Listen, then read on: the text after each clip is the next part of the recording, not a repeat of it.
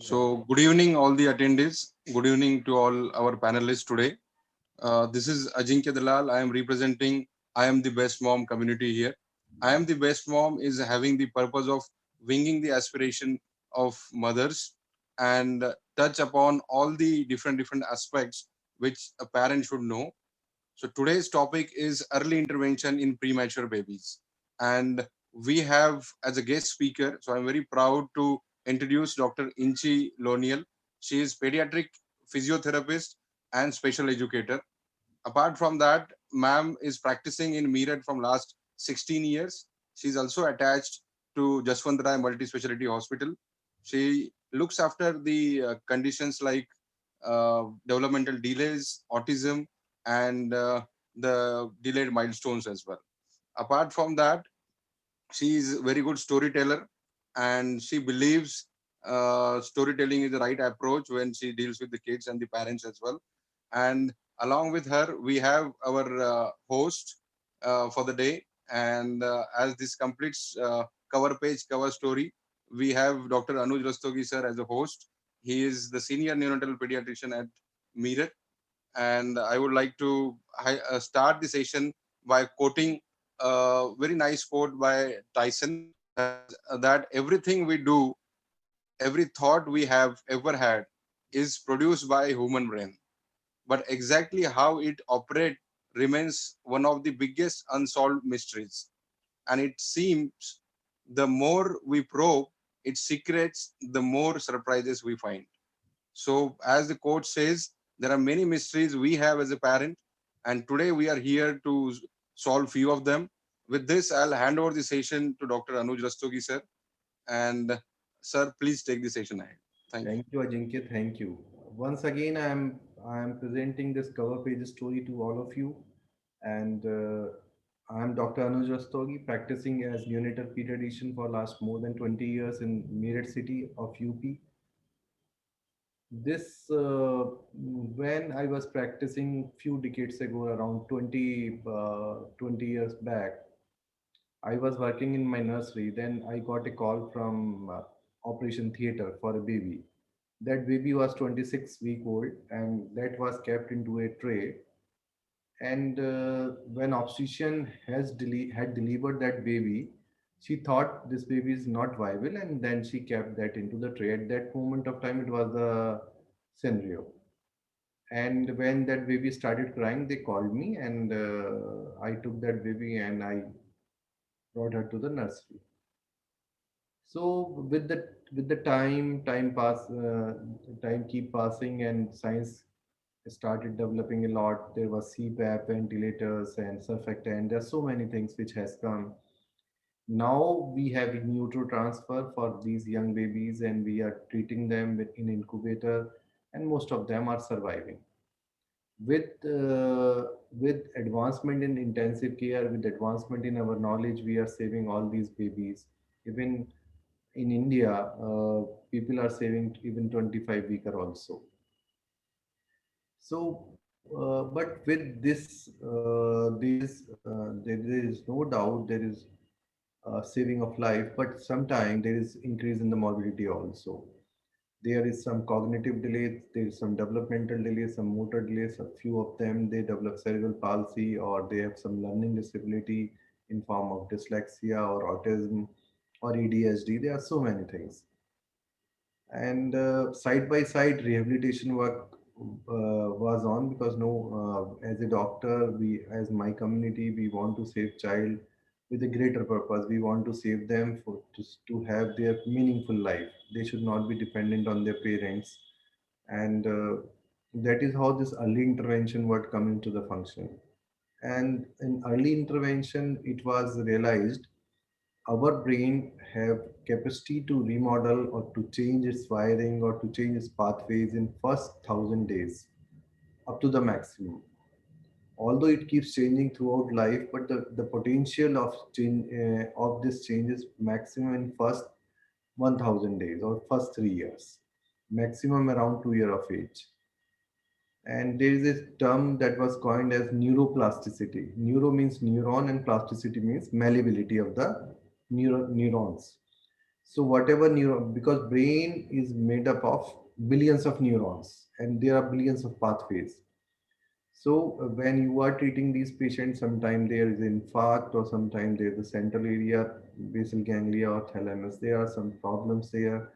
Some in utero problem are there, or sometimes you have intraventricular hemorrhage, some brain hemorrhage, and then you are thinking this baby was saved, but this baby may have some problem in time to come.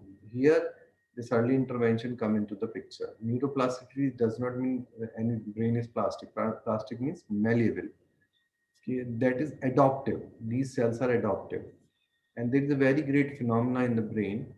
You either you use it or lose it. If you don't use certain pathways, you are that are going to be dormant, or they will be pruned out, like you prune out the bushes, and which are when you go into the garden and you have seen the gardener, they remove extra herbs or extra bushes. So like that, if you are not using those pathways, they are pruned out, and then you are left with the disability. And there's one more thing, and as you know, at around 6 months, baby start sitting, and at 7 months they start sitting without support, and 1 year they start walking. So there is its developmental window for everything in a baby. If your baby has not achieved sitting at the age of 6 months or without support at the age of 7 months, how can you think of that baby is going to start walking at 1 year of age? So when you realize at some time it is too late, when ship sailed off, then there's no point in you can't join that ship. So these are the things which you should understand, and you should go for the health checkup also for the child. And most of the time, parents are coming for the sick care. Again, this is pediatrics is beyond medicine. This is a holistic approach. This is a complete approach when you should take care of your child. And most of the time, since as a pediatrician, what I feel miserable child is running fever, vomiting, and he is in the dehydration. And this was not the time to to assess their development or to advise them something, because you want to you want to help them in that crisis of gastroenteritis or dehydration or something like that. So India is lacking in the well baby checkups. If they come for well baby checkups or they plan their journey with us, then result will be different. So there will be less missing of these disabilities, and we will be sending, because it is a multidisciplinary approach. We write certain medicine, certain vitamins to these babies, but side by side they require certain therapies.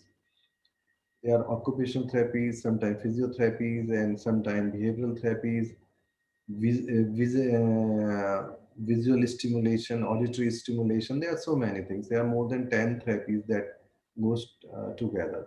Luckily now in every city these kind of centers are coming up, where under one roof you are getting all the therapies for the betterment of this child. But sooner the better. जितना आप जल्दी शुरू करेंगे, जितना early शुरू करेंगे, उतने results आपके रिवार्डिंग होने जा रहे हैं. जैसा कि मैंने एग्जांपल दिया, if your child not sitting at the age of 6 months or not sitting without support at the age of 7 months, how can you expect him to walk? जब ये पहला ही माइलस्टोन उसका रजिस्टर हो गया, तो वो he is not going to walk. So with this preface, I will request Dr. Inchi to throw some light on this topic. Doctor इंची बताइए, आप कैसे जब आपके पास कोई बच्चा ऐसे आता है जो हाई रिस्क इन्फेंट, ऐसे बच्चों को हम कहते हैं जिनमें काफ़ी इंटेंसिव केयर हुई होती है और जो समय से पहले पैदा हो गए हैं, या जो घर में रह के पूरी तरह नहीं पनपे हैं, या जिनके अंदर ब्लड प्रेशर की दवाई चली है या कोई मेजर सर्जरी हुई है, तो ऐसे बच्चों को हम हाई रिस्क इन्फेंट कहते हैं. या जो बच्चे इंक्यूबेटर के अंदर सांस रोकते हैं और उनको स्टिमुलेंट कैफीन टाइप की ड्रग्स देनी पड़ती है, ऐसे बच्चों को हम हाई रिस्क इन्फेंट कहते हैं. जनरली हम उनका विजुअल टेस्टिंग भी करते हैं, आरओपी, जिसे एक उनकी आँख की पर्दे की जांच भी करते हैं, हम उनकी कानों की जांच भी करते हैं कि कोई उनके अंदर डेफनेस तो नहीं है या उन्हें कम सुनाई तो नहीं देगा आगे चल के.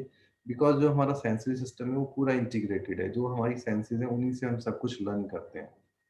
तो अगर एक भी चीज़ हमारी कहीं लैक करेगी तो ओवरऑल डेवलपमेंट पे फर्क पड़ेगा. तो इसके लिए हम जो अप्रोप्रिएट कंसल्टेंट हैं या जो अप्रोप्रिएट थेरेपिस्ट हैं, हम उन लोगों को कांटेक्ट करते हैं और वो हमारी इसमें हेल्प करते हैं और इन बच्चों को बेटर करने में मदद करते हैं फैमिलीज़ की, और ओवरऑल बच्चा बेटर होता है तो सभी को अच्छा लगता है। तो डॉक्टर इंची, जब आपके पास एक ऐसा बच्चा कोई पीडियाट्रिशियन या कोई डॉक्टर रेफर करते हैं, तो जैसे मैं फॉर एग्जांपल कहूँ, आपके पास 1 महीने का बच्चा है जिसकी जिसकी बहुत ज़बरदस्त इंटेंसिव केयर हुई है, जो 2 महीने नर्सरी में रह के आ रहा है, तो अब उसका आप कैसे प्लान करती हैं? कैसे पेरेंट्स को समझाती हैं? क्या करती हैं? थोड़ा आप बताइए हमें। Evening, sir. Thank you for having me here. Sir, सबसे पहले तो मैं ये कहूँगी कि न्यूरोप्लास्टिसिटी के बारे में, जैसे आपने कहा कि न्यूरोप्लास्टिसिटी एक बहुत ब्यूटीफुल फिनोमिनन है, जिसको हमें अर्लीस्ट ही कैपिटलाइज करना चाहिए। ये मतलब ईश्वर का दिया हुआ ये बच्चों के लिए इतना बड़ा ब्लेसिंग है कि यदि अगर बच्चे को कुछ भी ब्रेन में कोई भी एरिया उसका अफेक्ट हुआ या मल्टीपल एरियाज अफेक्ट हुए उसके बर्थ के दौरान या बर्थ के पहले के कोई फैक्टर्स के या बर्थ के बाद के कोई फैक्टर्स के कारण, अगर कुछ भी उसकी पेरीनेटल पीरियड में कुछ भी हुआ, तो उसमें कई जब एरियाज अफेक्ट हो जाते हैं, तो हमारा काम जब आता है कि हम उनके, जब 1 महीने का बच्चा है, तो 1 महीने के बच्चे में हम बहुत कुछ नहीं जानते उस बच्चे के बारे में। सबसे पहला इम्पोर्टेंट होगा कि हमारा असेसमेंट क्या है उस बच्चे को लेकर। बट बच्चा हमें कोई माइलस्टोन नहीं दिखा रहा है, तो हमें होलिस्टिकली उसको डील करना है, क्योंकि अभी वो वॉच वाला पीरियड चल रहा है, जब वो हमें धीरे धीरे अपने माइलस्टोन्स दिखाएगा कि हाँ, उसका 1.5 मंथ में जब आई कांटेक्ट आएगा कि नहीं आएगा। तो उस समय हमारा काम है कि पेरेंट्स को हम ये पहले काउंसिल करें कि आपके बच्चे को रिक्वायरमेंट क्या है, और इसके लिए ओपन होना कि हमारी असेसमेंट के बाद जो भी हमें लगता है और जो स्टिमुलेशन हम उन्हें एडवाइस करें, वो अच्छे से फॉलो करें, क्योंकि बच्चे में दिक्कत आ सकती है, डिले हो सकता है। ऐसा नहीं है कि डिले पक्का आएगा, but it is such a time at 1 month कि it is difficult to pin point कि हाँ, ये प्रॉब्लम है या ये प्रॉब्लम नहीं है, बिकॉज बच्चा बहुत अर्ली फेज में है, हमारे पास बहुत अर्ली आ गया है। यही हमारे लिए बहुत अच्छी बात है और पेरेंट्स के लिए भी बहुत अच्छी बात है। तो फर्स्ट ऑफ ऑल, तो उसका असेसमेंट में क्या करेंगे हम कि बच्चे का सबसे पहले कि बच्चे की जनरल कंडीशन कैसी है, किस फेज से निकल के आया है नर्सरी से, अब वो स्टेबल है कि नहीं है, बिल्कुल अदरवाइज हेल्दी है, मेडिकली स्टेबल है या नहीं है। उसके बाद हम उसका पहले टोन असेस करेंगे। टोन का मतलब होता है कि बच्चा टाइट तो नहीं है। जितनी टाइटनेस या जितनी लूजनेस एक मसल में एक टेंशन होनी चाहिए, उससे ज्यादा तो नहीं है या उससे कम तो नहीं है। यदि टाइट है तो वो हाइपरटोनिक होता है, अगर लूज है या फ्लॉपी है, ढीला है बच्चा, तो फ्लॉपी है वो। तो दोनों ही वेज, अगर नॉर्मल से कुछ भी डेविएशन है तो वो हमें चेक करना जरूरी है। फिर उसके बाद उसकी क्राई कैसी है, कि वो अपनी पूरी क्राई जितनी उसकी उस समय अपनी एज अप्रोप्रिएट को ले पा रहा है या नहीं ले पा रहा है। उसकी सकिंग कैसी है, वो अपना मुंह चला पा रहा है कि नहीं चला पा रहा है, वो अपनी मम्मी का फीड ले पा रहा है कि नहीं ले पा रहा है, वो बॉटल से कैसे फीड कर रहा है, वो अभी तक ट्यूब फीड पर तो नहीं है, वो कितना उसका माउथ का, यहाँ के ओरल स्ट्रक्चर्स का उसका टोन कैसा है, उसका टाइटनेस है या बिल्कुल सुस्त है वो। उसके बाद उसकी स्पॉन्टेनियस एक्टिविटी, कि उसकी स्पॉन्टेनियस एक्टिविटी की वो हाथ पैर बराबर चला रहा है या उसमें कुछ डिफरेंट है। हाथ पैर बहुत टाइट भी हो सकते हैं, कि बच्चा इतना टाइट है कि उसके पैर बिल्कुल आसपास ही चल रहे हैं, या उसके हैंड्स वाइड ओपन हो जा रहे हैं, या वो चौंक बहुत रहा है। तो पहली बात तो ये है कि हमें कुछ मार्कर्स उसके असेस करने होते हैं। उस असेसमेंट के बाद हमारा काम आता है उसका मोटर एग्जामिनेशन करना, कि पहले जो डेवलपमेंट उसके पीडियाट्रिशियन ने हमें लिखकर उसके बारे में दिया है कि उसका हेड ग्रोथ कैसा है, 1 मंथ में कितना अचीव हुआ है, उसका जितना होना चाहिए था उतना हो रहा है कि नहीं हो रहा है। फिर हियरिंग असेसमेंट करना। हियरिंग असेसमेंट हम यूजुअली पूजा की बेल से करते हैं। या तो बच्चा एकदम से शांत हो जाता है अगर रो रहा है तो, या फिर अगर रो नहीं रहा है, शांत है, तो एकदम से रोने लग जाता है। तो उसका वो हल्का सा चौंकना या अलर्ट होना ही हमारे लिए ये अच्छा सिग्नल होता है कि बच्चे की हियरिंग है। Secondly, vision. तो विजन में 1 महीने के बच्चे में हम एक रेड बॉल से असेस करते हैं। रेड बॉल, जैसे कि ये रेड बॉल है, एक उसको हम हैंग कर देते हैं एक रेड रिबन से, और उसको असेस करते हैं कि क्या बच्चा उसको थोड़ा सा भी देख रहा है कि नहीं देख रहा है, फिक्स कर रहा है अपनी नजर कि नहीं फिक्स कर रहा है। 1 महीने का बच्चा थोड़ी थोड़ी नजर फिक्स कर सकता है। देन टोन हम असेस करेंगे ही। फिर जब हम उसको टच करते हैं तो उसका अराउज होने का, उसका स्टिमुलेट होने का क्या पैटर्न है, क्या वो बिल्कुल सुस्त है या वो उसकी एक्टिविटी अच्छी है। तो ये सब देखते हुए फिर हम उसकी थेरेपी प्लान करते हैं। अब थेरेपी प्लान, क्योंकि ये ऐसा टाइम है जब थेरेपी होलिस्टिक होनी है। होलिस्टिक का मतलब जिसमें विजुअल स्टिमुलेशन भी देना है हमको, क्योंकि हमें चाहिए कि जो ब्रेन का इन्वॉल्वमेंट है हमें उसके उसके हिसाब से भी करना है, और ओवरऑल ब्रेन डेवलपमेंट के लिए भी हमें ये देखना है कि ओवरऑल ब्रेन डेवलपमेंट में कोई चीज, कोई भी एस्पेक्ट पीछे ना रहे। तो हमारे एज अ थेरेपिस्ट हम विजुअल स्टिमुलेशन के लिए हम जनरली ये करते हैं कि प्रॉपर असेसमेंट के बाद हम बच्चे को अगर जैसे विजुअल स्टिमुलेशन करनी है तो या तो हम देखिए, ये white white and black, white and black, ऐसे ये व्हाइट एंड ब्लैक यहाँ है, तो व्हाइट एंड ब्लैक बच्चों को सबसे पहले दिखाई देता है। कलर्स दिखने से पहले भी व्हाइट एंड ब्लैक दिखना शुरू होता है।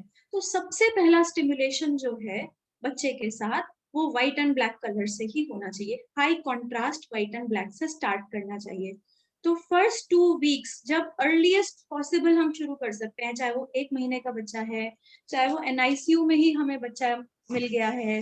तो सबसे पहला होता है कि हमें ऐसे कार्ड्स बच्चे को दिखाने हैं। देखिए, देखिए, अगर बच्चा ऐसे माँ की गोद में है तो उसको ऐसे दिखाएगी मदर, इस तरह से दिखाएगी मदर कि, और टच कराएगी। This is a circle, this is a circle, this is a triangle.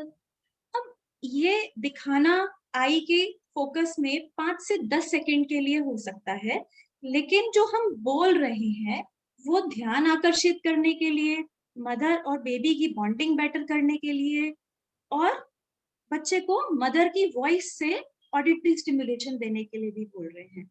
अभी बच्चा इसको देखे या ना देखे, बट ब्रेन को हमें ये स्टिमुलस देना है कि ये हाई कंट्रास्ट व्हाइट और ब्लैक हम आईज के सामने ला रहे हैं, वो रिसीव कर रहा है ब्रेन और उसकी इमेज बन रही है। हो सकता है मदर को लगे कि बच्चे ने नहीं देखा, बट ओपन आईज पर बच्चे को ऐसे कार्ड दिखाने हैं।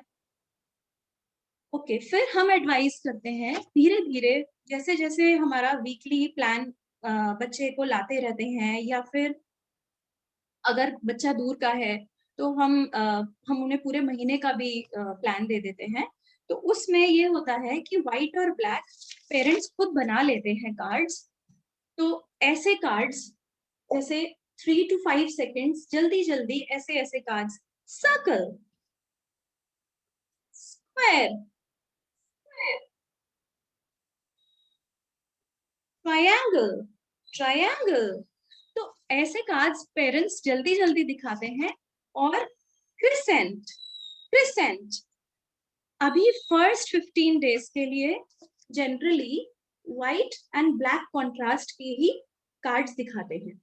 उसके बाद जैसे जैसे बेबी देखने लगते हैं, थोड़ा थोड़ा मदर का स्टिमुलेशन, मदर का एक रूटीन बन जाता है, उसके बाद फर्स्ट फोर्टनाइट के बाद, जब से हमारे से शुरू किया, जब से NICU के बाद 1 महीने के हुए हैं, अब 1.5 महीने पर आई कांटेक्ट डेवलप हो जाता है, तो मदर का विजुअल स्टिमुलेशन इस बात से भी है कि वो नजर से नजर मिलाकर बिल्कुल सामने ऐसे बिठाकर बात कर रही हैं।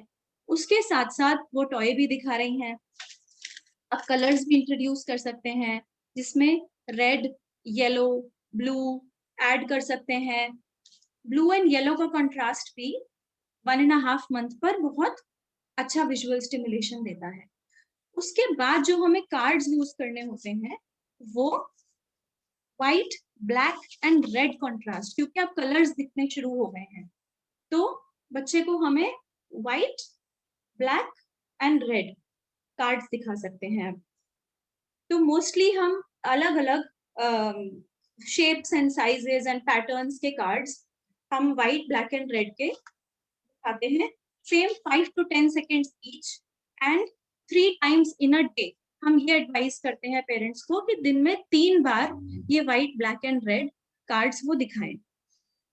अब कुछ बच्चे थोड़े थोड़े जैसे विजुअल स्टिमुलेशन की ही बात करें, तो अगर आई कांटेक्ट 1.5 से 2 महीने पर नहीं आया है और कार्ड्स हम दिखा रहे हैं, तो हमें लाइट्स का यूज भी करना पड़ता है। टॉयज, हम कलरफुल टॉयज तो दिखाएंगे ही, लाइट्स के यूज में ये होता है कि 1 मिनट ईच हम एक टेबल लैंप लेकर और सेलोफेन शीट, जैसे रेड सेलोफेन शीट बच्चे के ऊपर ऐसे डार्कनेस में इस तरह टेबल लैंप के नीचे रेड सेलोफेन शीट लगाएंगे, तो 1 to 2 मिनट्स के लिए हम बच्चे को रेड लाइट दे रहे हैं एट 0.5 मीटर डिस्टेंस। हम रेड लाइट देंगे, तो रेड लाइट पर बच्चे अलर्ट हो रहे हैं कि नहीं हो रहे हैं, हमें देनी है। बट ग्रेजुअली पेरेंट्स को भी पता चलने लग जाता है कि कौन सी लाइट पे बच्चा रिस्पॉन्स दे रहा है। Red, then 2 minutes of yellow, then 2 minutes of green, then 2 minutes of blue। तो red, yellow, green and blue lights का डार्क करके हम विजुअल स्टिमुलेशन स्टार्ट करते हैं छोटे बेबीज में। बहुत सारी विजुअल स्टिमुलेशन एक्टिविटीज करी जा सकती हैं आगे भी, अगर बच्चे को विजुअल कोई इशू आ रहा है। लेकिन टू स्टार्ट विद जो अर्ली इंटरवेंशन है, जिसमें हम बहुत अभी जानते नहीं है कि बच्चा देख रहा है कि नहीं देख रहा है, जब वो स्टार्ट कर रहे हैं धीरे धीरे बच्चा आई कांटेक्ट भी बनाने लग जाएगा। 2 महीने पर थोड़ा थोड़ा वो फॉलो भी करने लग जाएगा कि टॉय दिखाया, कि ऐसे ऐसे करके टॉय दिखाया, तो बच्चा इधर और इधर साइड साइड अपने बच्चे अपने आईज को मूव कर सकता है कि हाँ जिस डायरेक्शन में जा रहा है धीरे धीरे फिक्स करके उसको, और वो फॉलो करने लगेगा। फिर बाय 3 months वो ऊपर और नीचे भी देखने लगता है।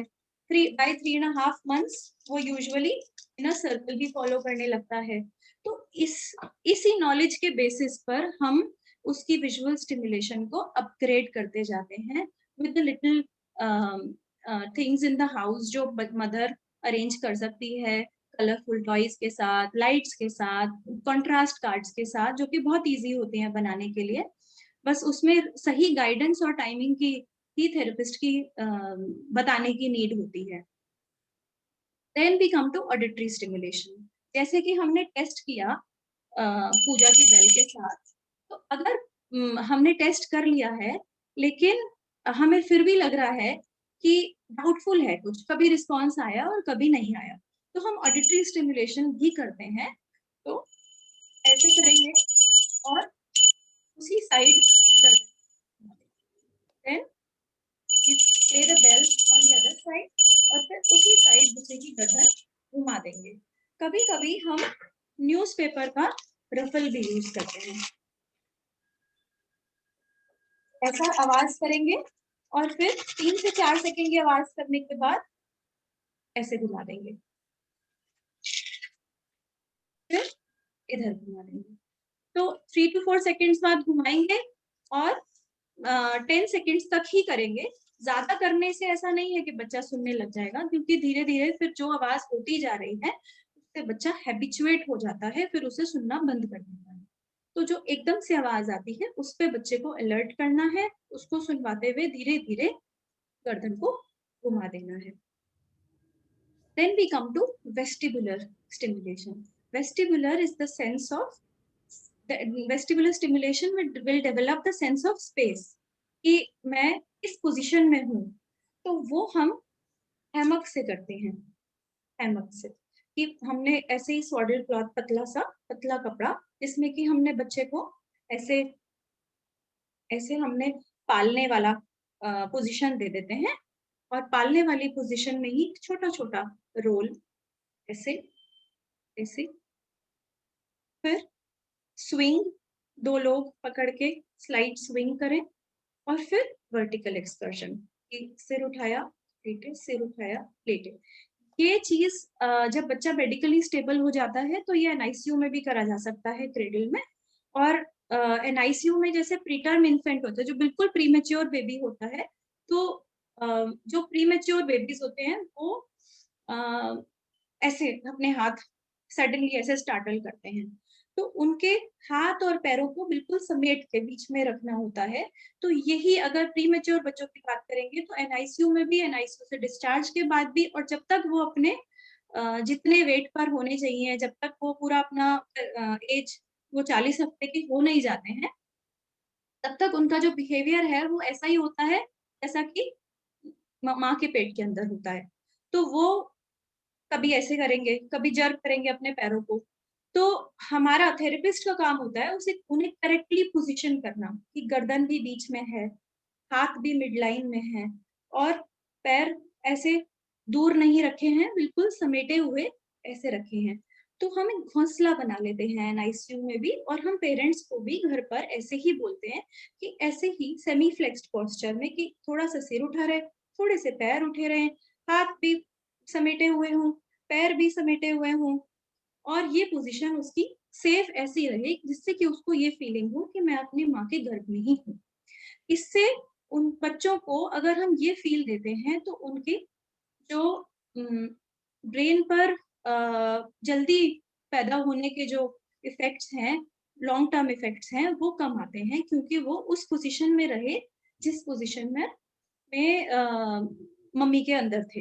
तो वो हमने फीलिंग अगर बाहर भी दे दी, तो ये एज अ थेरेपिस्ट ये हमारी सक्सेस है कि पेरेंट्स और हमारे और पीडियाट्रिशियन के टीम वर्क से हम वो वही एनवायरनमेंट दे पाए जो अंदर था। अब जो प्रीटर्म इन्फेंट्स हैं उनको टैक्टाइल स्टिमुलेशन भी चाहिए होता है। तो टैक्टाइल स्टिमुलेशन में मोस्टली सबसे पहला टैक्टाइल स्टिमुलेशन तो कैंगरू मदर केयर होता है, कि सबसे पहले माँ या फादर भी या कोई भी घर में रोटेशनली कि टर्न बाय टर्न बच्चे को अपनी स्किन से डायरेक्टली लगा के रखे, वही वार्मथ दे जो माँ के अंदर मिलती है। तो उस कैंगरू मदर केयर से पहली बात वो फीलिंग मिलती है बच्चे को कि मैं मम्मी के अंदर हूँ, वो सिक्योरिटी मिलती है कि मैं मम्मी के अंदर हूँ। उस जो वार्मथ है उससे वो वेट गेन करता है, क्योंकि वो टेम्परेचर अपना मेंटेन कर पा रहा है मदर से या फादर से, जो भी कैंगरू मदर केयर कर रहा है उसका, उसकी बॉडी कर रही है टेम्परेचर मेंटेनेंस का काम। तो उसका जो कैलोरी लॉस है, जो वेट लॉस है, वो इसलिए नहीं होता कि वो टेम्परेचर मेंटेन करने में हो रहा है, क्योंकि उसके पास तो जरा सा ही वेट है। तो उस जरा से वेट में भी अगर वो ठंडा और गर्म करने के चक्कर में वो लूज कर लेगा तो फिर क्या बचेगा। तो कैंगरू मदर केयर बहुत ही इम्पोर्टेंट टैक्टाइल स्टिमुलेशन है एज अ थेरेपिस्ट। हमारे लिए बहुत इम्पोर्टेंट होता है कि अगर बच्चा 25, 26, 27, 28 हफ्ते पर हो गया है तो मदर को बहुत लंबी जर्नी होती है उसकी 40 वीक्स तक पहुंचने की। तो उस जर्नी में कैंगरू मदर केयर बहुत हेल्पफुल होती है। उसके अपने मेडिकल बहुत इम्प्लीकेशंस हैं, बहुत अच्छे इफेक्ट्स हैं जो डॉक्टर अनुज भी शेयर कर सकते हैं बाद में। लेकिन फर्स्ट ऑफ ऑल यही कि कैंगरू मदर केयर से टच मिलता है, और टच जो है हमारे हाई रिस्क बेबी और स्पेशली प्रीमेच्योर बेबीज के लिए बहुत बहुत बहुत इम्पोर्टेंट है। तो वो जो टच थेरेपी है जिसमें कि हम थोड़ा थोड़ा मसाज दे रहे हैं, थोड़ा मसाज बहुत मेजर्ड, थोड़ा मसाज दे रहे हैं, थोड़ी एक्सरसाइजेस कर रहे हैं, थोड़ी स्ट्रोकिंग कर रहे हैं, स्ट्रोकिंग कर रहे हैं, वो छोटे हाई रिस्क बेबी के लिए बहुत ज्यादा इम्पोर्टेंट है। अब जो हम टैक्टाइल स्टिमुलेशन करते हैं फर्स्टली एनआईसीयू में, एनआईसीयू में हम प्री मेच्योर बच्चों की 5 मिनट्स 3 टाइम्स अ डे ऐसा एडवाइजेबल है कि 5 मिनट 3 बार दिन में मिलनी चाहिए बच्चे को। और 5 मिनट्स जो मिलती है उसमें फर्स्ट और थर्ड फेज, जो सुबह और शाम वाला फेज है 5 मिनट वाला, उसमें केवल माँ या थेरेपिस्ट स्ट्रोकिंग करें, साथ साथ ओरोमोटर स्टिमुलेशन भी करें, यहाँ की भी स्ट्रोकिंग करें, ऐसे ऐसे। फिर जॉ कंप्रेशन भी करें ऐसे ऊपर की ओर, फिर लिप्स पर टैपिंग करें और फिर इस तरह से ऊपर की ओर कानों की तरफ स्ट्रोक करें। इससे फीडिंग बिहेवियर भी इम्प्रूव होगा। और अदरवाइज जो पैरों पर स्ट्रोकिंग है ये। अब जो सेकंड वाला फेज है, जो दोपहर वाला फेज है, उसमें कंप्रेशंस करने हैं और एक्सरसाइजेस करनी है, जो कि थेरेपिस्ट एडवाइस करते हैं और थेरेपिस्ट खुद भी करते हैं। तो कंप्रेशंस का मतलब ये है कि बहुत हल्के हल्के हाथ से, जैसे एवरी जॉइंट को हल्का हल्का 10-10 बार कंप्रेशन, इस तरह से, ऐसे, इस तरह। फिर ये, देन नी को इस तरह कंप्रेशन, एंड देन हिप को अंदर की तरफ। और जो छोटी छोटी एक्सरसाइजेस जो हम 1 महीने का बच्चा हो या वो नर्सरी में है, जो न्यूबॉर्न्स के साथ जो छोटी छोटी एक्सरसाइजेस हैं, वो हम मोस्टली स्टिमुलेशन के लिए ऐसा एडवाइस करते हैं। ये बहुत जनरल एक्सरसाइजेस हैं, हर बच्चे का न्यूरो बिहेवियर अलग भी हो सकता है, बट बहुत सिंपल एक्सरसाइजेस जो कि करी जा सकती हैं। वो चाहे ऐसे ऐसे, देन तरह, बहुत जेंटली। ये हमारे सेकंड फेज में करने की एक्सरसाइजेस हैं।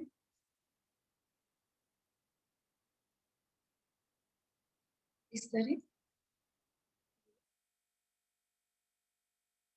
देन छोटी छोटी रेसिप्रोकल मूवमेंट्स,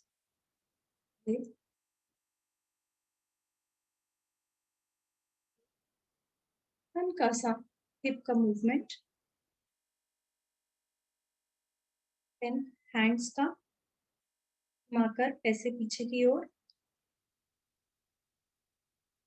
ऐसे एल्बो का, और फिर बहुत आहिस्ता से शोल्डर्स, एल्बो स्ट्रेट रखते हुए शोल्डर्स का मूव। तो ये हमारा प्री टर्म इन्फेंट्स के लिए है। और जो दूसरे हाई रिस्क इन्फेंट्स हैं, उनके 2 बार ही हम NICU में करते हैं। और एक्सरसाइजेस जब फॉलो अप होता है डिस्चार्ज पर, तब हम उनको 3 टाइम्स ही एडवाइस करते हैं एक्सरसाइज दिन में। जो NICU में जो 2 बार होती है, उसमें 15 मिनट्स ईच सेशन कर सकते हैं। प्रीटर्म बच्चे जल्दी स्टिमुलेट हो जाते हैं, ओवर स्टिमुलेट हो जाते हैं, इसलिए उनको हम 3 फेजेस में करते हैं। और अदर हाई रिस्क इन्फेंट्स जो हैं, जो कि फुल टर्म हुए हैं पर किसी और कारण से नर्सरी में है, तो उनको हम 15 मिनट्स 2 फेजेस में देते हैं। और उसमें हमें एक बार ओनली स्ट्रोकिंग, मदर्स वॉइस या very gentle talking, visual stimulation, auditory stimulation and gentle compressions, और दूसरी बार में एक प्रॉपर एक्सरसाइज जिसमें कि ओरोमोटर भी हो जाए और सारी जॉइंट्स की और मसल्स की जनरली एक स्पॉन्टेनियस एक्टिविटी इंप्रूव करने के लिए उनकी थेरेपी की जाए। अब आता है हमारा ऑल्फैक्टरी स्टिमुलेशन। ऑल्फैक्टरी स्टिमुलेशन में हम स्मेल्स लेते हैं, जैसे सिंपल वनीला स्मेल है जैसे, तो इतनी दूरी पर, बच्चे की इतनी दूरी पर हम उसे स्मेल देते हैं, बिल्कुल नोज के पास नहीं ले जाना होता है। और हम कोई 2 स्मेल्स, जैसे मेरे हाथ में अभी वनीला है और जैस्मिन है, कोई भी स्मेल्स हो सकती हैं। वो जरूरी नहीं है कि कोई बॉटल्स ही हो जिसमें जो हम लेके बैठे हैं, वैसा नहीं जरूरी है। आप इलायची और दालचीनी की भी स्मेल दे सकते हैं। मेन बात यह है कि उन सेंटर्स को स्टिमुलेट करना, उनको जागृत करना, क्योंकि हमें उन्हें यूज कराना है। जैसे डॉक्टर अनुज ने बोला कि यूज इट और लूज इट, तो हमें यूज इट से लूज इट तो कराना ही नहीं है, हमें तो यूज इट से इम्प्रूव इट कराना है। तो use it and improve it की वजह से हमें उन सेंटर्स को स्टिमुलेट करना है। तो हमें कोई any two smells for 3 times a day हम यूज करें, और फिर नेक्स्ट वीक में हम वो 2 स्मेल बदल दें। जैसे कि मैंने अभी वनीला और जैस्मिन लिया, तो उसके बाद हमने रोज और चंदन ले लिया। तो ऐसी बहुत सी छोटी छोटी चीजें मिल सकती हैं घर में, जैसे गुलाब जल मिल सकता है, चंदन का फेस पैक मिल सकता है, जो बच्चे से दूर रख के उनको स्मेल कराया जा सके, और एवरी वीक हम कोई ना कोई और स्मेल लेते जाएं। उसके बाद आता है कि जनरली हम ऑडिटरी स्टिमुलेशन की जैसे हमने बात करी थी, तो हम जैसे कोई भी हैंडल कर रहा है बच्चे को, तो वो अलग अलग तरह की आवाजें बनाए, जैसे कि बटन डालिए एक डिब्बी में, या फिर घुंघरू डालिए, या कि थर्मोकॉल की बॉल्स डालिए, एक ही बटन डाल दिया। तो ऐसा करके हम बच्चे को अलग अलग तरह के ऑडिटरी स्टिमुलेशन भी दे सकते हैं। ओके, एंड हैंडल करते हुए, कपड़े बदलते हुए, जब मदर बच्चे के साथ टाइम बिता रही है, या दादी या पापा या दादू कोई भी बच्चे के साथ टाइम बिता रहा है, तो उसके दिमाग में होना चाहिए कि हमें कुछ ना कुछ उसको इनपुट जरूर देनी है। तो हम डिफरेंट तरह के टेक्सचर्स उसके पाम्स और सोल्स पर दे सकते हैं। और हमें वो टेक्सचर्स, जैसे हम सोल्स पर दे रहे हैं, तो 3 times एक टेक्सचर लगाया, और एक बार में कोई 3 टेक्सचर लगा सकते हैं। जैसे ये वेलवेट है, जैसे फोम हो गया, जैसे सैटिन हो गया, जैसे फेदर हो गया, कॉटन का कपड़ा हो गया, मलमल का कपड़ा हो गया, कुछ भी, तौलिया हो गया, शॉल हो गई। तो आपके पास जो भी है अलग अलग तरह का टेक्सचर बच्चे के लगाते रहें, जिससे कि उसके सेंटर्स जो जो हम स्टिमुलेट करना चाहते हैं, हम एहसास बढ़ाना चाहते हैं बच्चे का, वो हम इनपुट दे रहे हैं, और वो इनपुट कहीं ना कहीं एब्जॉर्ब हो रहा है। हम वो नए जैसे न्यूरोप्लास्टिसिटी वाली बात पर ही आए, कि जो हम कर रहे हैं उससे नए न्यूरोनल कनेक्शंस बन रहे हैं, उन नए न्यूरोनल कनेक्शन से नए पाथवेज क्रिएट हो रहे हैं, और वो नए पाथवेज क्रिएट होने से जो अफेक्टेड ब्रेन था, हमारे जो प्रॉब्लम हुई बच्चे को नर्सरी के दौरान, जब जिसकी वजह से वो नर्सरी आया, बर्थ के दौरान जो प्रॉब्लम हुई, उसमें जो भी एरियाज अफेक्ट हुए वो तो हो गए अफेक्ट, लेकिन हमने जब मेहनत करी तो जो इंटैक्ट और हेल्दी ब्रेन था उसने नए कनेक्शंस बनाए। उन नए कनेक्शंस में फायर किया, जब हमने उनके ऊपर काम किया वो नई तरह से वायर हो गए, तो उन्होंने अफेक्टेड एरिया का भी काम लेना शुरू कर दिया। तो यही प्रिंसिपल हमें यूज करना है अर्ली इंटरवेंशन में, कि हम इतना अच्छे से बच्चे को पहले से ही, जब माइलस्टोन अचीव करने से पहले से ही हम उसके ऊपर इतने ब्यूटीफुली काम करें, उसकी न्यूरोप्लास्टिसिटी को सोचते हुए, उसकी डेवलपमेंट की डिफरेंट एस्पेक्ट्स को सोचते हुए, मदर का जो इंटरैक्शन है वो बहुत पॉजिटिव हो, और जैसे उसका ओवरऑल जो एनवायरनमेंट है वो बहुत एनरिचिंग हो, कि जो उसको आवाजें जा रही हैं, जो उसको टच जा रहा है, जो उसको हम जो भी इनपुट्स दे रहे हैं, वो सब बच्चे की डेवलपमेंट में हेल्प करेंगे। ऐसा सोचते हुए अगर हम बच्चे के साथ काम करेंगे एज पेरेंट्स, और हम थेरेपिस्ट की राइट टाइम पर गाइडेंस लेते रहेंगे पीरियोडिकली, तो या जो भी वो अर्ली इंटरवेंशन की बात समझाना चाहते हैं, जो गाइड करना चाहते हैं, जो एक्सरसाइजेस बताते हैं, या फिर कोई प्रॉब्लम आ रही है, जैसे कि टोन बढ़ रही है, जैसे कि अब 1 महीने के बच्चे पे तो हमने ये कर लिया, लेकिन अब वो पेरेंट आए नहीं, जब वो 3.5 months पर आए तो उन्होंने कहा कि भाई हमने तो यही सब कर लिया मैम, या आपने बहुत सारा कुछ बताया था, तो हम तो यही कर रहे थे। तो अब 3.5 months पे जब वो आया बच्चा, तो हो सकता है कि वो बेबी टाइट हो गया हो, उसकी ये टोन हमें बहुत टाइट लग रही हो, कि यहाँ से टाइट है। अब हमने यहाँ अगर हम चेक करते हैं टोन, तो हम पॉप्लिटियल एंगल चेक करते हैं ऐसे, हम स्कार्फ साइन चेक करते हैं ऐसे। तो ये एमिल्टिसन स्कोरिंग होती है जो न्यूबॉर्न्स में यूज करी जाती है। हम डॉर्सीफ्लेक्शन एंगल चेक करते हैं, तो अब ये सब हमने देखा कि बच्चे का तो टाइटनेस आ गई, क्योंकि वो जो इनपुट्स दी थी उन्होंने, वो तो हमने 1 या 1.5 महीने के हिसाब से बताई थी और पेरेंट्स ने फॉलो अप नहीं किया।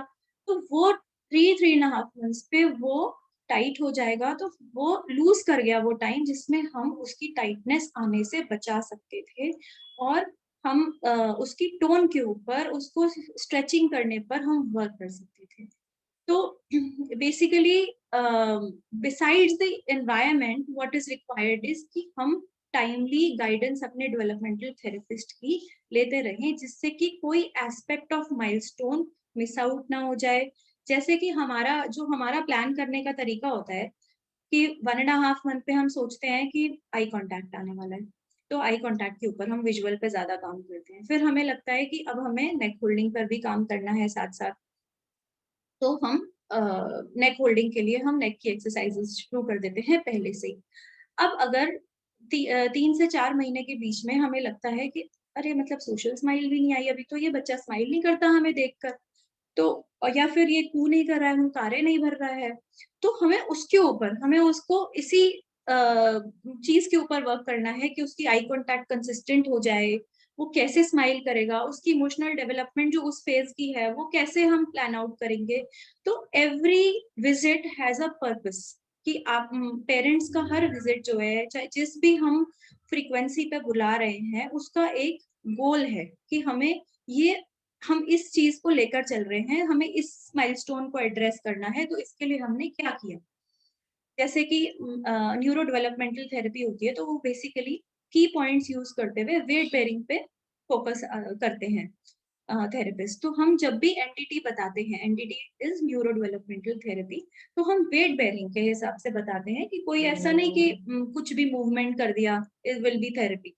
अगर हमने 3 मंथ्स का बच्चा बुलाएंगे तो probably we will do this, कि हमने हाथों पर वजन लिया और हमने उनकी हथेलियों को खोलकर, अच्छे से फिंगर्स को खोलकर ऐसे वजन डाला और हमने हेड टाइटली अप रखा, तो नेक होल्डिंग भी इम्प्रूव होगी, हैंड फंक्शन भी धीरे धीरे इम्प्रूव होगा और धीरे धीरे बच्चा राइट करने लग जाएगा, अपने हेड को सीधा करने लग जाएगा। उसे उसके लिए ये नेसेसिटी हो जाएगी कि मुझे अपनी गर्दन भी ऊपर रखनी है, मुझे अपने आर्म्स को भी यूज करना है और मुझे हथेलियों पर भी वजन लेना है।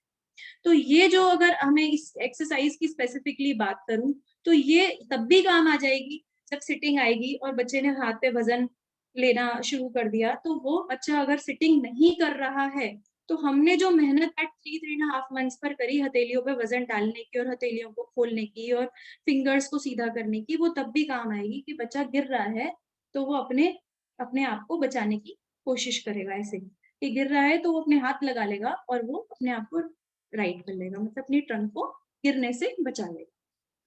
जैसे इस साइड करेंगे तो ये ऐसे गिर रहा है, तो वो अभी बैठ नहीं भी पा रहा है, तो फिर वो बीच में अपने आप को साध लेगा। तो एट एवरी स्टेप, जैसे कि डेवलपमेंट जो है वो एफ्लोकॉर्डल होता है, मतलब सिर से नीचे जाता है। जैसे पहले नेक होल्डिंग आती है, फिर उसके बाद सिटिंग आती है, फिर क्रॉलिंग आती है, फिर उसके बाद स्टैंडिंग आती है विद सपोर्ट, उसके बाद फिर वॉकिंग आती है। तो ऊपर से नीचे जाता है डेवलपमेंट। तो थेरेपिस्ट का जो फोकस होता है वो एवरी विजिट पर यही होता है कि अब क्या अचीव करना है हमें, और नहीं अचीव कर हो रहा है तो उसके लिए हमें उस समय क्या करना है।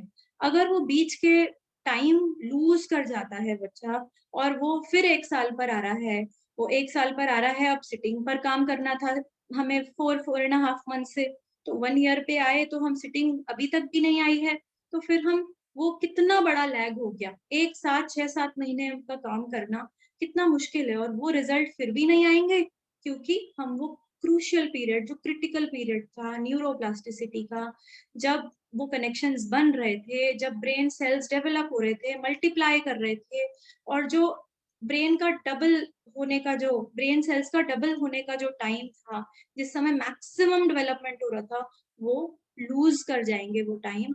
तो वो इम्प्रूवमेंट जो तब आ सकता था, वो आप कितनी भी मेहनत कर लें 1 साल के बाद या लेटर टाइम पे, जब जब वो टाइम हम गाड़ी निकल गई है तो वाला बात हो गई कि गाड़ी निकल गई तो हम उसमें कैसे बैठ सकते हैं, फिर वो टाइम कभी दोबारा नहीं आता है। तो early intervention has a very very big role in high risk children, high risk babies, and especially preterm infants. अब प्रीटर्म इन्फेंट्स की अगर मैं बात करूँ तो प्रीटर्म इन्फेंट्स मोस्टली इनमें प्रॉब्लम्स ये आती हैं कि प्रीटर्म क्योंकि जल्दी हो जाते हैं तो उनके लंग्स अभी डेवलप होने बाकी होते हैं, कुछ ब्रेन की भी कुछ चीजें होनी होती हैं लेटर फेजेस में। तो जब वो जल्दी आ गए, उन्हें ऑक्सीजन की कमी हो गई इनिशियल फ्यू आवर्स में, तो फिर उनको एक पेरीवेंट्रिकुलर ल्यूकोमलेशिया जैसा ब्रेन में एमआरआई में दिखाई देता है, जिसकी वजह से मोस्टली ऐसा होता है, तो जिसकी वजह से मोस्टली स्पैस्टिक डाइप्लीजिया होता है। मोस्ट कॉमनली स्पैस्टिक डाइप्लीजिया होता है। स्पैस्टिक डाइप्लीजिया का मतलब होता है कि चारों हाथ पैर अफेक्टेड हैं, जिसमें से पैर थोड़े से ज्यादा अफेक्टेड हैं। तो प्री मेच्योर इन्फेंट्स में बहुत चांसेस होते हैं स्पैस्टिक डाइप्लीजिया डेवलप करने के, और हमारी जो राइट टाइम पे इंटरवेंशन है उनके साथ, वो बहुत क्रूशियल होती है, क्योंकि वो उनकी प्रॉब्लम्स ऐसे प्रेजेंट करती हैं जैसे कि वो टोज पर खड़े हो रहे हैं, या फिर उनके नीज अगर टोज पर नहीं खड़े हो रहे हैं तो उनके नीज बहुत पीछे चले जाते हैं, इस तरह से पैर वेल्गस में चले जाते हैं। वेल्गस मतलब बीच में वजन लेने लगते हैं, ऐसे इस तरह से ऐसे वजन लेने लगते हैं, और हिप्स बाहर को क्राउच हो जाते हैं। तो ऐसी पोजीशन में, जैसे अगर हमारे पास कोई 1.5 साल का बच्चा आया है और उसके पैर हाइपर एक्सटेंशन में, मतलब पीछे को जाने ही लगे हैं सी पोजीशन में, तो फिर उसके उसके बैलेंस के ऊपर काम करना, उसकी वॉकिंग इंडिपेंडेंट लाना एक कम्बरसम प्रोसीजर है। लेकिन अगर हमने शुरू से एवरी मंथ प्रॉब्लम आनी भी थी, पेरीवेंट्रिकुलर ल्यूकोमलेशिया होना भी था, तब भी अगर हमने टाइमली काम किया होता तो हाइपर एक्सटेंशन में इतने नहीं जाते। हम उसकी टोन कंट्रोल में चलती रहती है, रेगुलेटेड चलती रहती, तो प्रॉब्लम मिनिमाइज हो जाती, जितनी कम से कम होती वो हो जाती। तो जो उसका वॉकिंग का, इंडिपेंडेंट वॉकिंग का जो टाइम है, जो कि हो सकता है हमारी अब की थेरेपी से 4 to 5 years में आए, तो वो प्रॉबेबली जल्दी हो जाता। अच्छा, और प्रॉब्लम्स जो कितने ही बच्चों को चलने में प्रॉब्लम्स नहीं आती हैं प्रीटर्म बच्चों में, उनमें long term neuro developmental outcomes में ये होता है कि कुछ बच्चों को लर्निंग डिफिकल्टीज होती हैं, कि मतलब हम पेरेंट्स को लगता है कि सब कुछ ठीक है, सब कुछ ठीक रहा, और उनको फिर लर्निंग डिफिकल्टीज आती है कि जैसे कि अक्षरों को पहचानना, अल्फाबेट्स को, लेटर्स को पहचानना, नंबर्स को पहचानना, या फिर उल्टा लिख देना, जैसे कि सी को उल्टा बना देना। और ये प्रॉब्लम लंबे समय तक चलती रहती है। रिकग्निशन में भी प्रॉब्लम, राइटिंग में भी प्रॉब्लम, एक ओवरऑल किसी किसी बच्चे में क्लमजीनेस होती है कि वो जल्दी से गिर जाता है, देख के नहीं चलता है ठीक से, और ऐसा भी हो सकता है कि शूज गलत पहने, और ये परसिस्टेंटली ये प्रॉब्लम चलती जा रही है, जो अर्ली साइंस है लर्निंग डिफिकल्टीज के। तो ये दिखाई देने लगते हैं एट अराउंड 2 to 2.5 years। कुछ बच्चों में ऑटिज्म भी हो जाता है, कुछ प्री टर्म बच्चों में ऑटिज्म भी दिखाई देता है। तो ऑटिज्म एक ऐसा मेंटल कंडीशन है जो बिल्कुल टाइमली डायग्नोज होनी चाहिए, जिससे कि हम अर्ली इंटरवेंशन का मैक्सिमम यूज कर पाए। अर्ली जो ऑटिज्म है वो ऐसे समझ लें कि एक सोशल कम्युनिकेशन डिसऑर्डर है। तो इसमें अगर 1.5 से 2.25 साल के बीच में अगर डायग्नोसिस नहीं बनता है, तो फिर चीजें और मुश्किल हो जाती हैं। इसमें अर्ली साइंस मिलने लगते हैं कि बच्चा पहले थोड़ा थोड़ा बोलता था, लेकिन एकदम से उसका बोलना कम हो गया, फिर उसने नजर मिलानी भी छोड़ दी, और नजर मिलाने छोड़ने के बाद वो अब अपने किसी पर ध्यान नहीं देता है, अपने में ज्यादा मगन रहने लगता है, और नेम को रिस्पॉन्स नहीं देता है, ऐसे करके बच्चे आते हैं, या बिल्कुल भी स्पीच नहीं आ रही है, या बहुत समझ कर नहीं बोलता है, कुछ भी बैबल करता रहता है। तो जब हम थेरेपी को हम प्लान कर रहे हैं हम शुरू से, तो हमारा जो वॉच है ओवर मोटर माइलस्टोन्स की, उसने वॉकिंग अचीव करी या नहीं करी, फिर उसको ऑटिज्म तो नहीं हो रहा है, कोई ऐसे साइंस एंड सिम्टम्स तो नहीं है जो डिफरेंट हो दूसरे बच्चों से, कुछ किसी और सिचुएशन में हमें लगे कि बाकी सब तो ठीक है, बस ये वाली चीज थोड़ा मिसिंग लगती है, तो कहीं लर्निंग डिफिकल्टी तो नहीं है।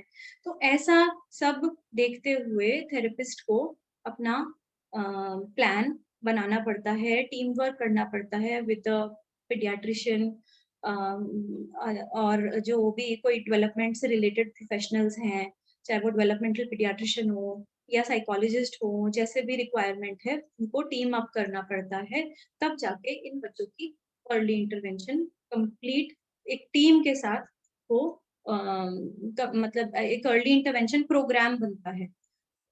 तो पेरेंट्स के लिए बहुत इम्पोर्टेंट है कि वो इसके रोल को समझें कि वो एनआईसीयू में क्या है, वो उसके बाद क्या है, और वो कब तक हम टच में रहना है। जैसे प्री मेच्योर बच्चों को बहुत सारे पेरेंट्स ये कहते हैं कि ये तो 2 महीने पहले पैदा हुआ था, तो हम इसे बोलते हैं करेक्टेड एज, कि 2 महीने की, अगर 9 महीने का प्री टर्म बच्चा है तो उसका हम असेसमेंट 7 महीने के हिसाब से करेंगे। लेकिन बहुत से ऐसे पेरेंट्स हैं जो ये कहते हैं कि ये तो कमजोर है, थोड़ा जल्दी हुआ था, तो इसीलिए वो इस बात पर ध्यान ही नहीं देते कि उसका बच्चे का milestones beyond the corrected age वाला पीरियड भी बहुत डिलेड है। तो वो इस वजह से वो वेट एंड वॉच में रहते हैं और वो लेट हो जाते हैं।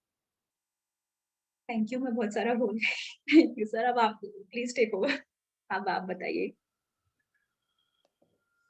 थैंक यू इंची, आपने बहुत अच्छे से एक्सप्लेन किया है इन सारे मैटर्स को। देखिए, जो इंची ने बताने की कोशिश करी है, वो उन्होंने बताया कि जिन बच्चों के अंदर हम ये एक्सपेक्ट करते हैं कि इनके साथ प्रॉब्लम आ सकती है, जिन्हें हम हाई रिस्क इन्फेंट कहते हैं, उनके अंदर जो उनके माइलस्टोन समय के साथ अचीव होने हैं, उसी विंडो से पहले, जैसे कि बच्चे को टर्न होना 3 से 4 महीने में, तो पहले ही थेरेपिस्ट उनको सिखाते हैं कि उनको टर्न करना सिखाइए। या जैसे 6 महीने पे बैठना है तो उससे पहले बताएंगे, उससे खूब बात करना सिखाएंगे, एक बॉन्डिंग बनेगी। और इसका एक बहुत बड़ा एडवांटेज ये है कि ऐसी मदर अगर जो कुछ नहीं करती और बाद में जब उन्हें शौक लगता है कि बच्चा जो है और बच्चों की जैसा नहीं है, तो बहुत ज़बरदस्त डिप्रेशन में चली जाती हैं। फिर वो अपनी फैमिली भी एक्सटेंड नहीं करना चाहती। इसके बहुत साइको सोशल रीजन रिपरकशंस हैं। और ये जो बच्चे जो जितना इनका अर्ली इंटरवेंशन शुरू हो जाता है, इनमें मोस्टली बच्चे बहुत अच्छा करते हैं। और ज़रूर, जैसा कि इंची ने बताया, कि ज़रूरी नहीं है कि उनको कोई मोटर प्रॉब्लम हो, बट उनकी कॉग्निशन की प्रॉब्लम भी हो सकती है, लर्निंग प्रॉब्लम भी हो सकती है। और वैसे भी देखा जाए तो इस थेरेपी के अंदर ना कोई बच्चे का कोई नुकसान तो नहीं है। अगर बच्चा, देखिए सब बच्चे देखने में एक जैसे दिखते हैं, बैठना तो वो जब बैठेंगे तभी पता चलेगा, या पलटना जब सीखेंगे तभी पता चलेगा। अगर उनकी थेरेपी करी जाए तो इसका कोई साइड इफेक्ट नहीं है, और बच्चे के लिए अच्छा ही है। और बहुत सारी चीज़ें जो हम समय रहते अगर बच्चों को सिखा दें, तो उसके जो आउटकम्स हैं वो बहुत ही डिफरेंट हैं। तो यही इसी के साथ मैं आज की टॉक यहीं पे फिनिश करेंगे। और thank you very much to all of you for this patient listening. And next Thursday, we will be coming up with a new topic, and next Thursday we will be talking about it. There is a quote: a lot about the working human brain.